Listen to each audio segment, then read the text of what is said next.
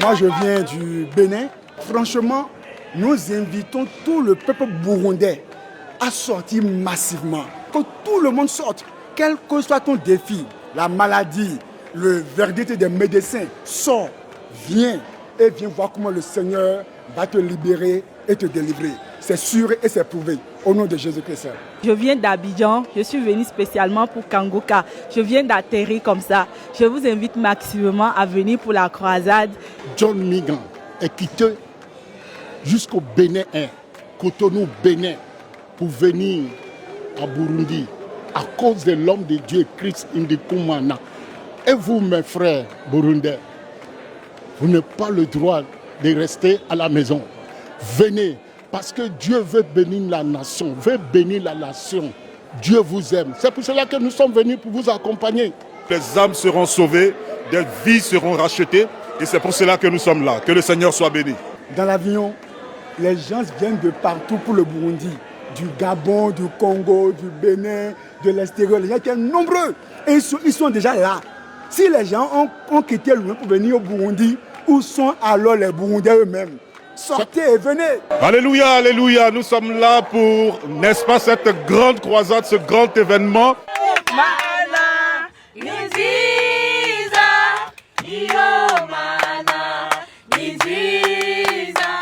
Amatwe twashitse kandi twaje tuva kure ahazobera igikorane ejo ETS Kamenge. Ubu tuvugana jenje mva Nyanzarake. Turi kuri ETS Kamenge. Twaje twisunze igikorane kizobejo cya Kanguka.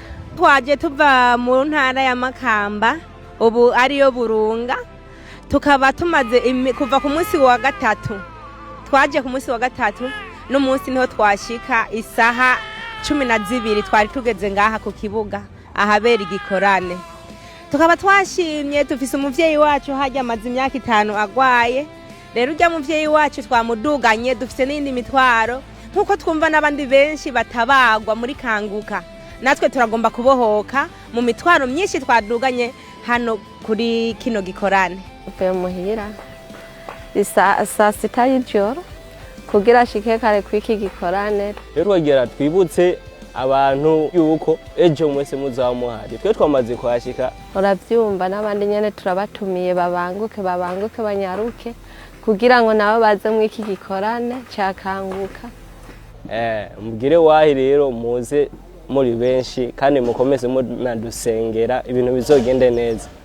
Turishimye cyane, turishimye dufise umunezero ntangere. Twebwe twahora tumwumva tumubona aho yagenda akoresha ibikorane hirya no hino, ariko turanezerewe cyane kuba Imana yamufashije gutegura igikorane mu Burundi wacu. Shalom Tetero. Umeze neza? Ndashima Imana. Ndagusabye utubwire imyiteguro y'igikorane kwigenda gute du début gushika uno munsi. Kwigenda neza, harimo amadefi menshi ariko turabona ubwiza bw'Imana n'ubuntu bw'Imana. Ego mbega urashaka kutubwira partage défi imwe mu byo mu nkonga mu Burundi par rapport y'andi ma croisade urutegura ya Kanguka. Spécifiquement au Burundi, évidemment, avec le gitoro. Oh yeah. On peut manger un peu de gitoro cyinshi gose kuri tukibona c'est un problème. No kudepasa abantu. Sinon amadefi navuga ko arasanzwe, hari ibitero bitera ivyuma, hariho indwara n'ibindi byose ariko tusinzinze mu izina rya Yesu. Amen amen.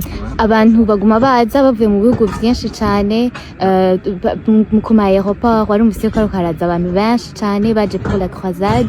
Abarundi de même urabona ko bariko baramanuka baza kwitegura kurara. Hari abantu b'Inyanza bamaze gushikana. Yeah. L'attente wewe uyibona gute mu Barundi? Bon, biragoye kubona kuko sindi kubahiza sosho cyane gose ariko ndazi ko abantu benshi babyiteze. Hari abantu benshi bahamagara, hari abantu benshi ubona ko bariko bitegura kuza. Ego, tubona iyo bamaze kuza turazi ko abantu benshi bazoza bavuye hanze. Donc neza ko ari attente kuko abarundi kamwe baranyota Imana kandi bariteze cyane gose papa yishimye cyane. Nawe witeze iki par rapport à la croisade? Je niteze ko ubwiza bw'Imana mu buryo budasanzwe. Ndakuvuga yuko ibigaragaza duhura navyo bigaragaza ubunini bw'ivy'Imana ihabikora. yuko kenshi imana igire ko ibintu bikomeye haba ama opposition menshi ariko turabona intsinzi mfatira n'akaryo gushimira cyane gusa abasenzi kuko dushobozwa n'amasengesho abera rero ndavye amaze gucamo byose nditeze cyane kubona ubwiza bw'Imana mu buryo budasanzwe nditeze kubona impinduka nditeze kubona agakiza nditeze kubona transformation n'ukuri mu gihugu kuko afite n'icyo cyatuzanira nitwaje vraiment kunezerwa nitwaje gukoraniriza abantu hamwe juste kugira tuburuduke twaje kurondera imishaha y'abantu kandi twiteze surtout une restauration y'igihugu transformation spirituelle twiteze vraiment ijuru ryuguruke ku Burundi Uburundi bubone gutabagwa ubandanye gukoreshwa kugira buzane kanguro mu makungu yose. Amen. Un message ku muntu ariko aritegura kuza mbega uwoza juste quelque chose kiri ku mutima wawe wifuriza umuntu azoza ngaha azoza ngaha muri iki kibanza. No mwifuriza kuza yiteze. Donc il préparait spirituellement kuko c'est vraiment une zone de combat spirituel ariko c'est aussi une zone de bénédiction spirituelle. Donc nibaza ko kwitega ibintu byose bikoreka mu croisade ya Kanguka c'est vraiment le résultat donc kwizera kw'abantu hari igihe nk'uko murabona nka Abidjan par exemple abantu baraza 2 ou 3 jours avant bari muri nuance umwanya wose ukana ko baje bafata biteze rero ayo matante kandi surtout n'uvuga abantu basanzwe cyane rwose n'abanyagihugu bato babona ko badafise uburyo bwinshi ariko buke bafise babukoresheje kugira baze rero Imana ironka cyane rwose kwizera ko numva rero nicyo nabasaba ko baze biteze ko Imana ishobora gukora ibidashobokera abana b'abantu ko ishobora kwigaragaza ko ishobora guhindura ibyo tubona mu Burundi ishobora kubuzana agakiza ishobora kutujana bafata ku yindi niveau tutari bwabona. Amen. Murakoze. Merci.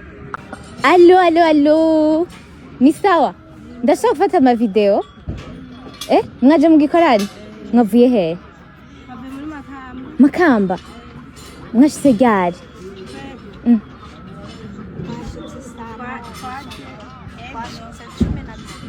cumi na zibiri igikorani nejo murarara okay Kanguka umaze umwanya ungana gute uyumviriza itatu tubwire dushingira intahe imwe yica Kanguka yagukoreye mu buzima bwawe Imana imaze gukora bike muri uko biza Kanguka ashushe okay Imana yaradutabaye abanye natwe mu bihe twari tugwaje n'umuvyeyi wacu